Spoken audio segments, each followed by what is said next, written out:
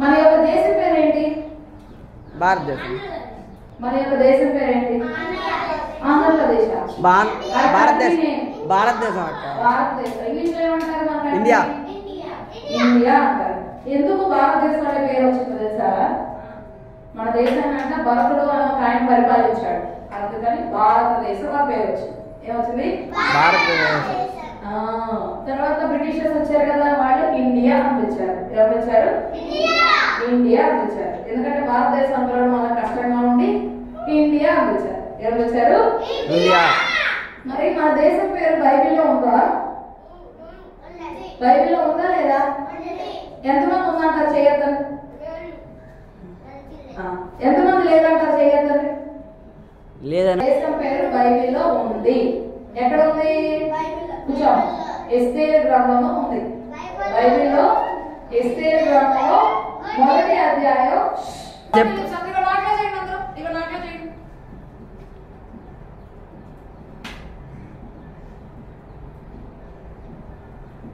అవి తీసారా? No biscuits, no cakes, nothing.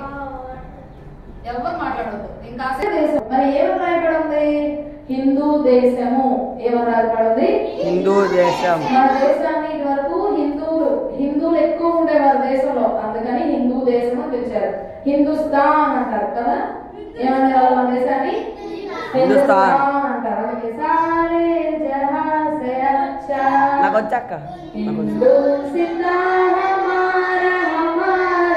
सारे जहाँ से अच्छा हिंदुस्ता हमारा हमारा सारे जहाँ से अच्छा।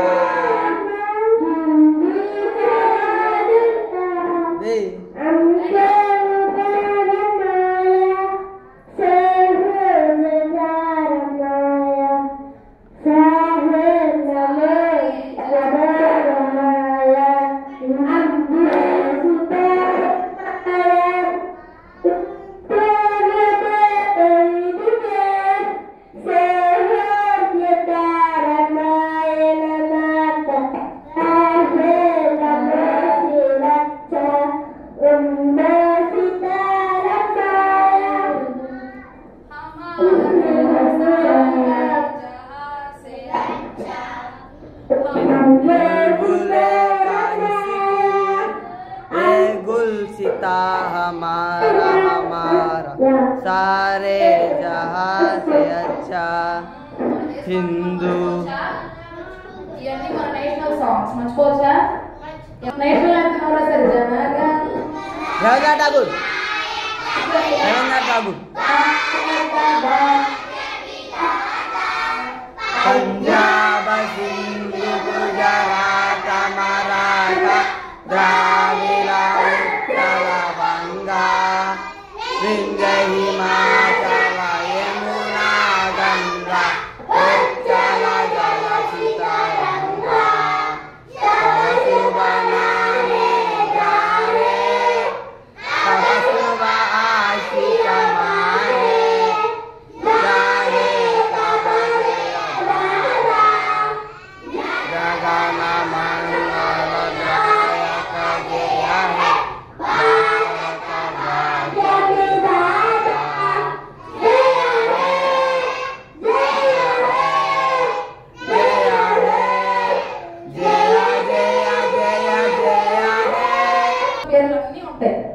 పంజాబ్, సింధు, గుజరాత్ అన్ని పేర్లు ఉన్నాయి. గంగా, కృష్ణ, చూసారా? ఈ పేర్లన్నీ కూడా పెట్టి రాశారన్నమాట. కాబట్టి మరి హిందూ దేశం మాట్లాడిన వాళ్ళకి నాన్న బిస్కెట్స్ లేవు. మీరు అంతా చెప్పినా సరే ఏమి రావు. సైలెంట్ గా కూర్చొని ఎటు తిరగకుండా నా వైపే చూసి స్టోరీ జాగ్రత్తగా విని చెప్పిన వాళ్ళకే మీకు బిస్కెట్. చూసారా? చక్కగా శారీ ఏదో దేశంలో కట్టుకుంటారా, మన దేశంలో కట్టుకున్నట్టు. కాబట్టి మనకి ఎంతో ప్రత్యేకత యేసయ్య ఇచ్చారు. మరి తెల్లవాళ్ళ దేవుడు ఆయన, యేసయ్య మన దేవుడు కాదు అంటారు కొంతమంది. కానీ మన దేవుడు మన దేవుడే. మన దేశం కోసం కూడా వచ్చాడు. ఎందుకంటే మన దేశం పేరు కూడా బైబిల్లో ఉందా? Is it written? రాసుందా లేదా? ఖచ్చితంగా రాసుంది. Because God loves everyone equally. ఆయన యొక్క ప్రేమ అనేటువంటిది చాలా సమానంగా ఉంటది. నేను మిమ్మల్ని ఒకరి ప్రేమగా ఒకరి వేరుగా చూడొచ్చు, కానీ యేసుప్రభు అలా చూస్తాడా? యేసయ్య అలా చూడ, యేసయ్య అందరినీ ప్రేమిస్తున్నాడు. నీ యొక్క హృదయాన్ని నువ్వు తెరిచావంటే యేసయ్య నీతో పాటు వస్తాడు, ఆయన నీ హృదయంలోకి వస్తాడు. నువ్వు ఆయన కలిసి చక్కగా భోజనం చేయొచ్చు, ఆయనతో పాటు కలిసి ఉండొచ్చు. ఆయన నువ్వు ప్రార్థన చేసి యేసయ్య నీ ప్రార్థన వింటారు.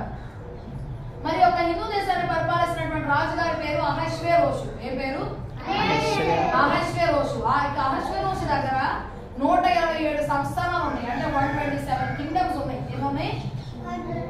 127 కింగ్డమ్స్ ఉన్నాయి. వాటన్నిటి కూడా పరిపాలిస్తున్నారు ఎవరు? రాజుగారు అహష్వేరోషు. ఎవరు? అహష్వేరోషు చాలా గొప్పవాడు అంట. మరి అన్ని కింగ్డమ్స్ ఉన్నాయి అంటే మరి ఎన్ని వార్స్ చేస్తే గెలిచాడు? అవన్నీ వార్ చేయకుండా మనకి ఏదైనా కింగ్డమ్ వచ్చిందా?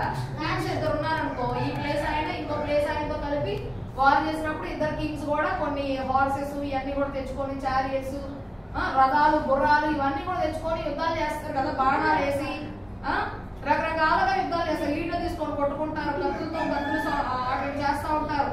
సో ఇవన్నీ కూడా చేసి కరసాం వచ్చి ఎవరికన్నా మీలో కర్రతో ఇలా ఇలా ఇలా కొడతారు కదా. సో ఇవన్నీ కూడా ఉండేవన్నమాట మన యొక్క దేశంలో. మరి అట్లాగా ఆయన చాలా దేశాలను కూడా, చాలా ప్రాంతాలను కూడా ఆయన జయించాడు. సరే, అలా ఉండేసరికి ఒక రోజు ఏం చేశాడంటే 180 దినాలు ఆయనకు ఉన్నటువంటి ఆయన రాజ్యంలో ఉన్న గొప్పతనాన్ని జనాలందరూ చూపించాలని చెప్పి 180 days ఆయన గొప్పతనాన్ని చూపిస్తున్నాడు. ఇగో నా ప్లేస్ లో ఇక్కడ ఇది ఉంది, నా ప్లేస్ లో అక్కడ అది ఉంది, మా యొక్క సంస్థానంలో ఉండేటువంటి శాస్త్రులు ఇలా ఉంటారు, మరి ఈ ప్రాంతంలో ఉండేటువంటి పెద్దవారు ఇలా ఉంటారు, ప్రజలు ఇలా ఉంటారు, ఈ ప్రాంతం ఇలా ఉంటుందని చాలా గొప్పగా ఆయన గొప్పతనాన్ని అంతటి కూడా వచ్చినటువంటి వారికి చూపిస్తున్నాడు. వేరే రాజులు వచ్చారు, వేరే శతాధిపతులు వచ్చారు, వేరే సైనికులు వచ్చారు. సో వారందరూ కూడా ఇలా గొప్పతనాన్ని తెలియజేస్తా ఉన్నాడు. పారసిక చాలా గొప్పగా ఉంది ఆయన యొక్క దేశం అంతా కూడా. మరి 127 సంవత్సరాలు అంటే ఎంత పెద్ద ప్లేస్ అది. సో అవన్నీ కూడా చూపించాడు. 180 days పట్టింది అవన్నీ కూడా చూపించడానికి, ఆయన యొక్క గొప్పతనాన్ని చూపించడానికి. సరే, ఇలా జరిగిపోయిన తర్వాత ఏమనుకున్నాడంటే ఒకసారి మన రాజులో ఉన్నటువంటి చిన్నోళ్ళకి ఏంటి, పెద్దవాళ్ళకి ఏంటి, ఉన్న వాళ్ళకి ఏంటి, లేని వాళ్ళకి ఏంటి, పేదవాళ్ళకి, ధనమైన వారికి, అందంగా ఉన్న వాళ్ళకి, అందంగా లేని వాళ్ళకి అందరికీ కలిపి ఒక విందు చేయాలనుకున్నాడు. ఓకే, సో ఈ thought of arranging one feast, అందరికి కూడా అరేంజ్ చేసేయాలి కింగ్స్ అందరికి అని చెప్పి అనుకున్నాడు అన్నమాట. సో అందరిని కూడా ఇన్వైట్ చేశారు. అందరికి కూడా మరి రాజుగారి విందంటే ఎన్ని రకాల డిషెస్ ఉంటాయో, పంచభక్ష పరమాణాలు అంటారు. అన్ని రకాల ఫుడ్స్ ఉంటాయి, అన్ని రకాల ఫుడ్ ఏది కావాలంటే అది. మనం బాగా రిచ్, వాళ్ళు బాగా ఉన్నవాళ్ళు వాళ్ళ పెళ్ళికి 10 రకాల వెరైటీస్ పెడతారు. స్వీట్, హాట్, చికెన్ ఫ్రై పీస్లు వేస్తారు, ఫిష్ ఫ్రై పీస్లు వేస్తారు, తర్వాత చికెన్ బిర్యానీ పెడతారు, చికెన్ లో దాన్ని మళ్ళీ మటన్ కర్రీలు వేస్తారు, మరి ప్రాన్స్ వేస్తారు, అన్ని రకాల డిషెస్ అన్ని కూడా పెడతారు కదా. సో ప్లేట్ అంతా కూడా నిండిపోయి మనం చేయి పెట్టుకోవడానికి కూడా ఖాళీ లేనంత ఎక్కువగా. వీళ్ళందరూ కూడా అలాగే కూర్చొని చక్కగా ఆ యొక్క విందునంతా కూడా తింటా ఉన్నారు. 6 రోజులు తోటలో కూర్చోబెట్టి వీళ్ళకి మంచిగా విందు పెడుతున్నారు అనమాట. సో ఎలాంటి వాటిలో ఏం పోస్తా ఉన్నారంటే ద్రాక్షరసం బంగారు పాత్రలో పోస్తున్నారు, బంగారు పాత్రలో పోస్తూ ఉన్నారు. ద్రాక్షరసం అనేటువంటిది బంగారు పాత్రలో పోస్తూ ఉన్నారు.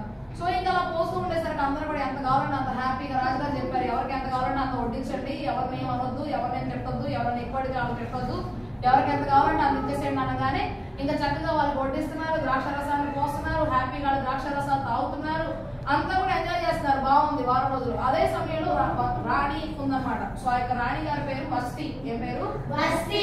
ఆ యొక్క రాణి గారు చాలా అందంగా ఉంటారంట, చాలా అందంగా ఉంటారంట. సో అంత అందంగా ఉండేటువంటి ఆ యొక్క రాణి గారిని కూడా రాజ్యంలో ఉన్నటువంటి వారందరికీ చూపిద్దాము, ఎందుకంటే నా గొప్పతనం అంతా కూడా చూపించాను. మరి రాణి గారు ఆమె యొక్క తల మీద ఉన్నటువంటి కిరీటాన్ని కూడా ఒకసారి చూపించాను అంటే ఇంకా నా యొక్క గొప్పతనం పెరుగుతుంది అని చెప్పి రాజుగారు అనుకోని రాజుగారు ఏం చేశారంటే ఆ యొక్క రాణి గారిని రమ్మని కబురు పెట్టారు.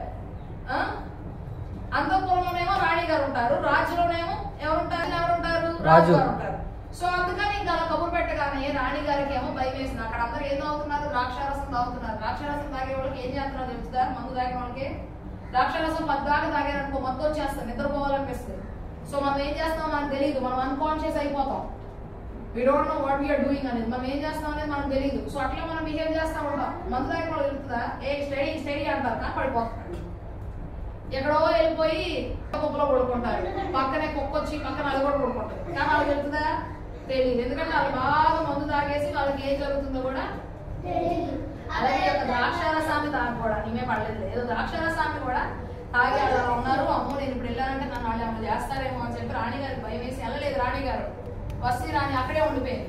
మరి ఈవిడ ఏం చేసిందంటే అక్కడ ఉన్నటువంటి స్త్రీలందరూ కూడా రాజకోటలో అరసరోజు కోటలో ఆమె విందు చేయిస్తుంది.